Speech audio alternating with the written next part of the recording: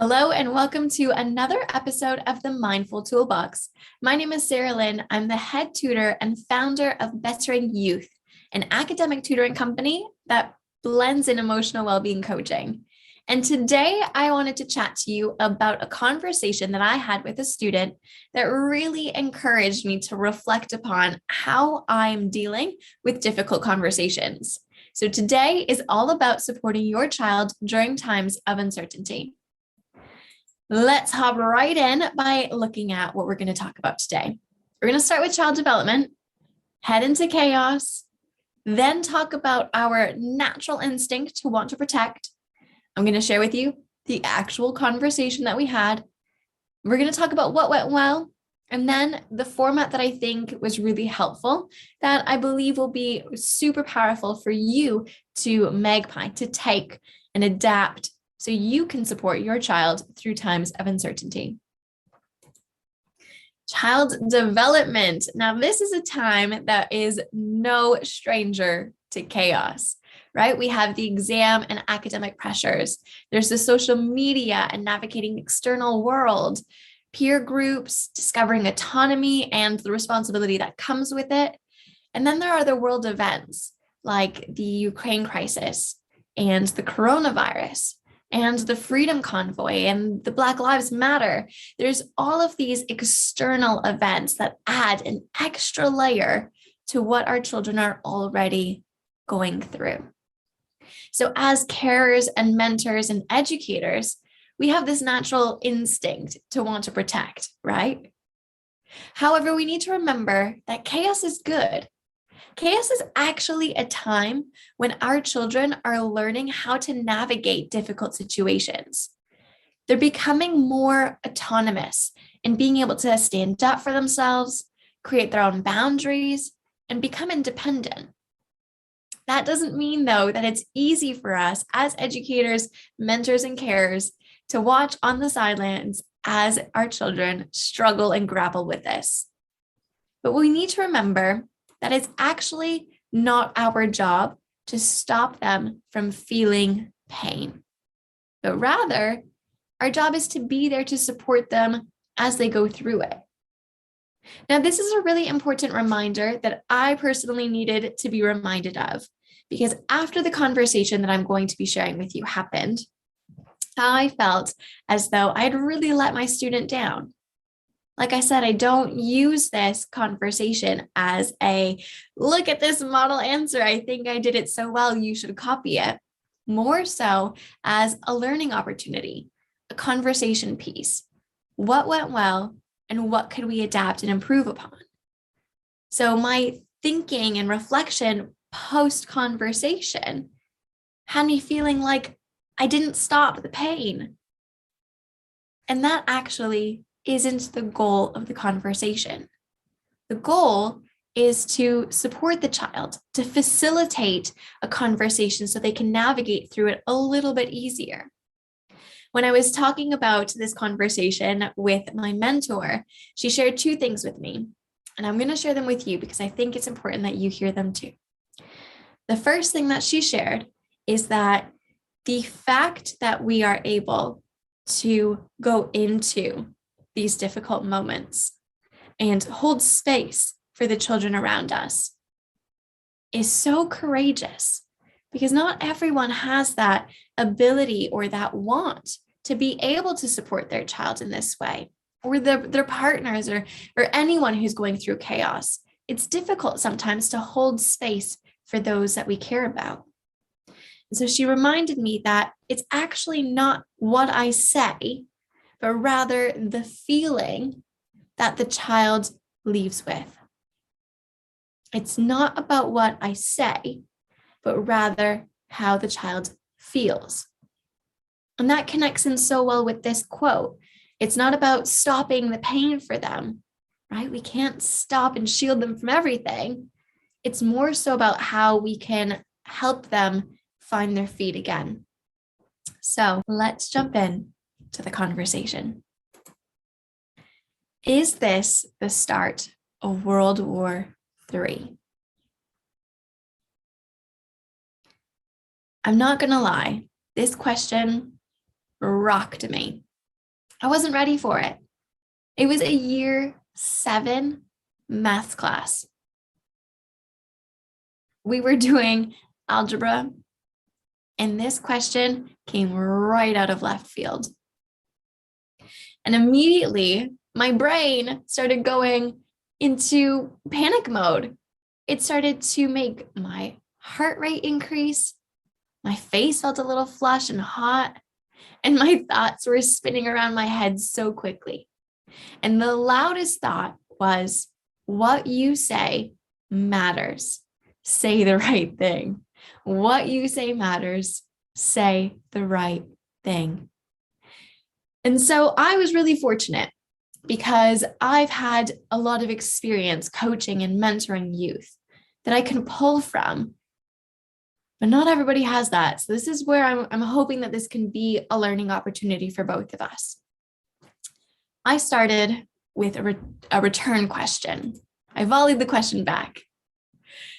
And I was amidst trying to avoid that panic because, let's be real, my little guard dog, it was going pretty crazy. And that prefrontal cortex was pretty close to shutting off.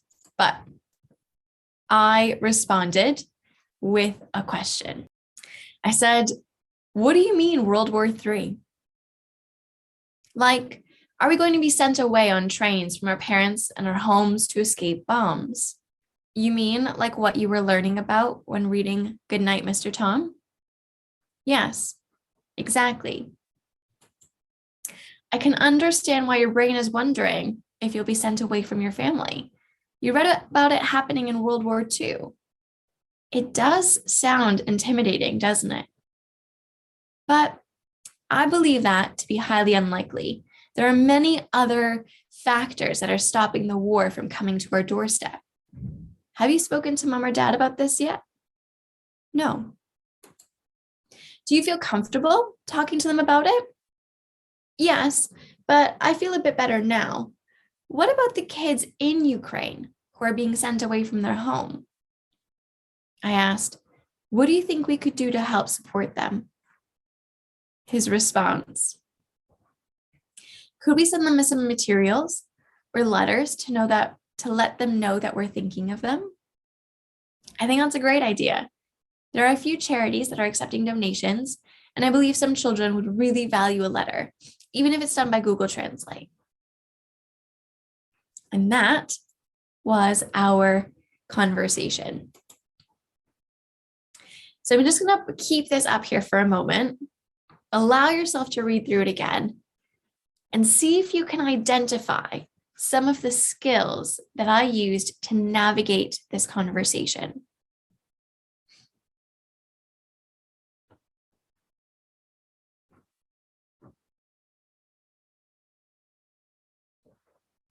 Is this the start of World War III? What do you mean World War III? Like, are we going to be sent away on trains from our parents and our homes to escape bombs? Do you mean like what you were learning about when reading Goodnight, Mr. Tom? Yes, exactly. I can understand why your brain is wondering if you'll be sent away from your family. You read about it happening in World War II. It does sound intimidating, doesn't it? I believe that this will be highly unlikely.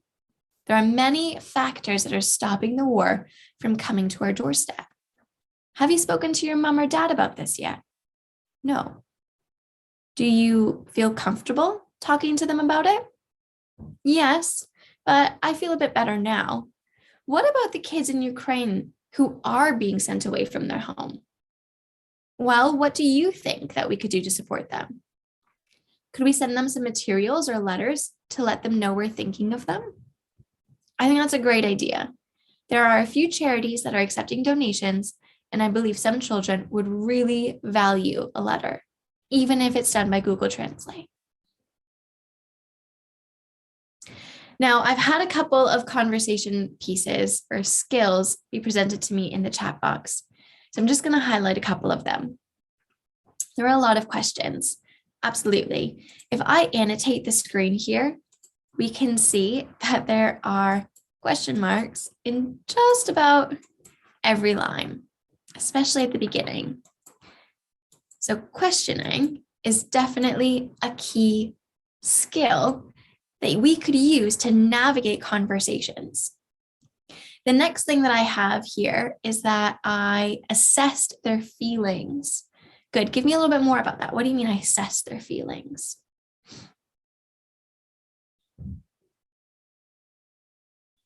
Yes. Yeah, absolutely. So I said, do you feel comfortable talking to them about it? That's something that I also thought was really important to do. We're connecting them to, we're identifying who they could connect with to further this conversation. Good.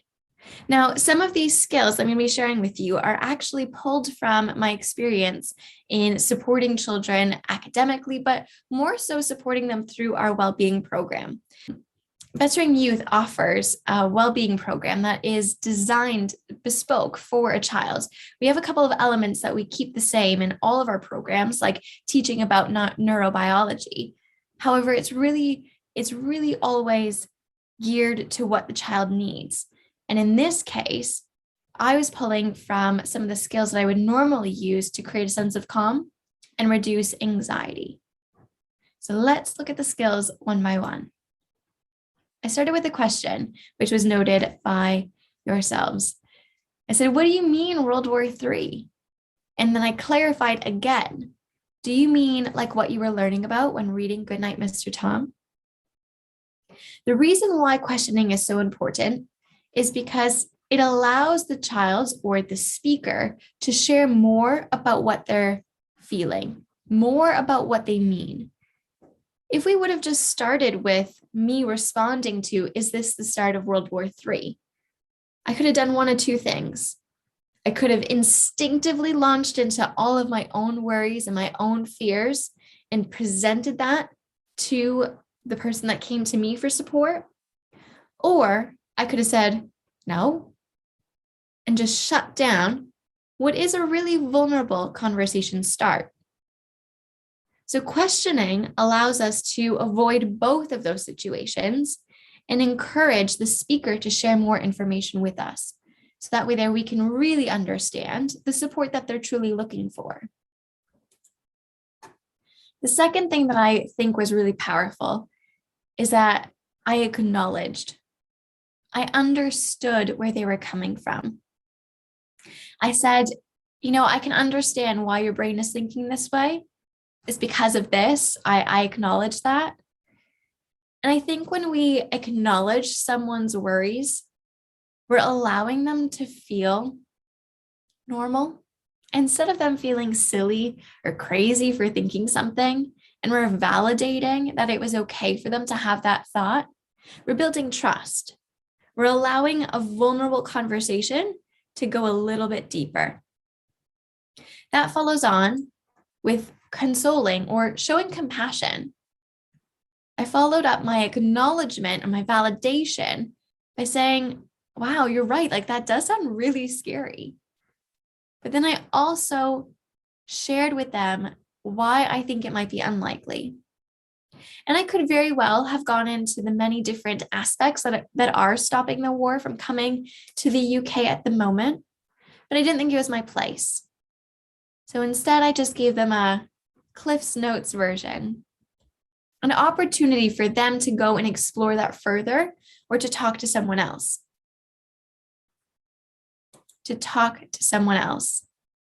Do they have someone that they could continue this conversation with? As educators and mentors, a lot of the times we make a very different relationship with our children than a parent would. Sometimes they feel more comfortable sharing this information with us because they're not so close to us. It doesn't matter as much if a mentor or a teacher is judging you versus if a parent or someone in your family is judging you. The weight of that judgment is very different. So even though that we know we would never judge them, there's that feeling or that hesitation because there's the fear of judgment. So this is why having a mentor or having some other adult in your child's life that they could turn to and could have these conversations with is really valuable. But I use connection here to find out if they did have someone that they could continue the conversation with and what their comfort level was. At the very end, we then refocused the conversation. A lot of the times, anxiety is because we feel like we have no control. By refocusing, we're giving the control back to the speaker, to the child. I said, what do you think we could do to help support them?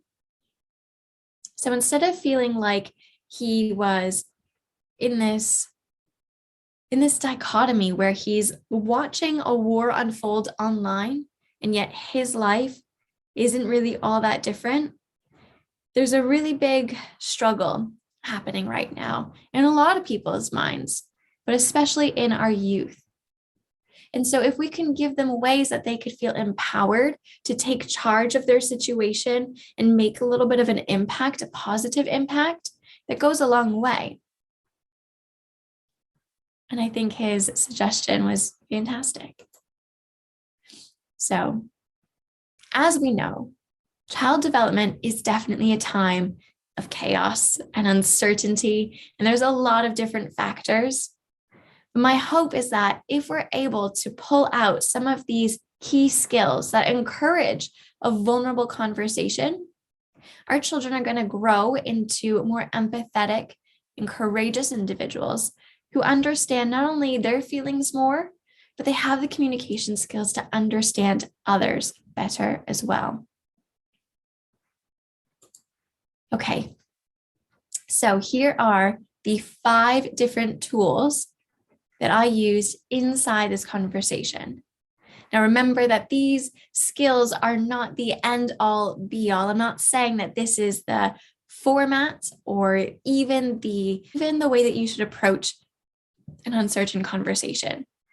What I'm hoping that this will do is provide you with a couple of skills. So when an opportunity presents itself for you to be able to hold space and have a vulnerable conversation, you have these hanging on in the background that can allow you to be courageous and hold that space more comfortably. Now, what I want to do is I want to take a moment because I can see that there are a lot of educators here, and I want to relate these specific 5 skills to something that we might deal with on the daily when we're working with our students. What is something that they constantly come at you with? Something that they're not comfortable with, or that you know is kind of vulnerable for them to be sharing? Yes, I am not good at math. How many times have we heard that? How many times a day have we heard that? I'm sure even as parents, you have heard this. Yeah, a lot of the times it is because they feel as though they are too slow. But we need to have the conversation with them to question why they feel like they're not good at maths. You know, Sarah Lynn, back in 2015, 2016, if a child would come to me and they would say, I'm really rubbish at math, I would say to them, no, you're not. Of course you're not. Anyone can do it. Come on, let's get on with it.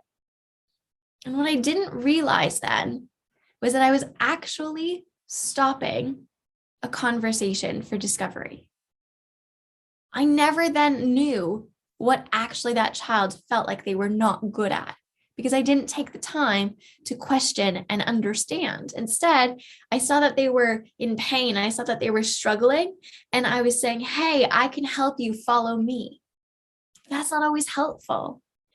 So like you were saying, this child, if I just said, oh, come on with it, I'll never know that they had the myth in their mind that they have to be quick at maths to be good at math, which means that I can't really help to support them.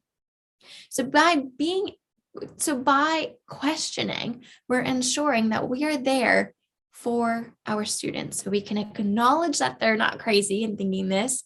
We can demystify some of the myths that they're telling themselves. We can connect them with resources and other people who might also feel like this is something that they just can't do, but have learned that they can. and then we can put them back in control. I would love if we could use this as a conversation starter. I've written a blog up on the Veteran Youth website, and I would be so grateful if you could share your own thoughts and ideas about what other skills we might be able to bring into these difficult conversations, or which skills you didn't really think about in the past, but now you're grateful and feeling courageous to try. This isn't an end all be all. Hopefully, it's a spark that will allow us to keep showing up a little bit more courageous. Because at the end of the day, what have we realized? It's not about what we say, but how they feel in the end. So hopefully you can see that my student went from very anxious, and in the end, he felt in control and like he was going to be able to provide something towards something that he was really concerned about. Any thoughts? Perfect. I'm going to end the recording here. Thank you so much, everyone, for joining me today on our 7th, I believe it's our 7th Mindful Toolbox session. Next month, we are showing up on the second Wednesday at 7:15 p.m. to dive in a little more. If you'd like to find more information, please make sure that you head over to veteranyouth.co.uk. You can find all of our other Mindful Toolbox sessions and webinars all listed there, as well as all of the resources that we include on our very prolific blog. Right. Have a great day, everybody. Thanks so much for being here, and I'll speak to you all soon. Bye.